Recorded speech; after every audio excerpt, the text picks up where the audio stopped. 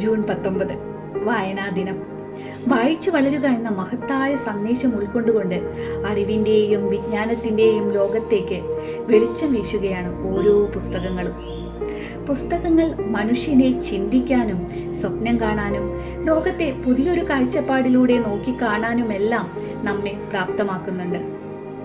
ഈ വായനാ ദിനത്തിൽ വായന ശീലമാക്കേണ്ടതിൻ്റെ ആവശ്യകതയെക്കുറിച്ച് പറയുന്ന പുസ്തക ചങ്ങാതി എന്ന കവിത പരിചയപ്പെടാം.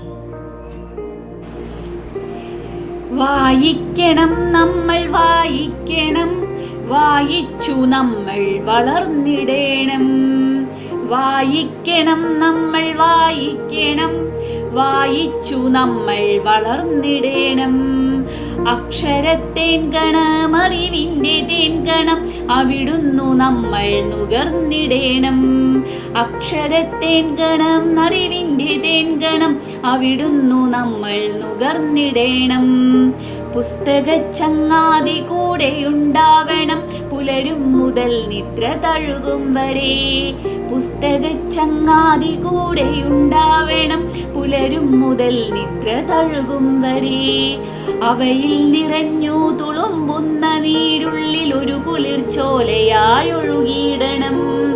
അവയിൽ നിറഞ്ഞു തുളുമ്പുന്ന നീരുള്ളിൽ ഒരു കുളിർച്ചോലയായി ഒഴുകിയിടണം.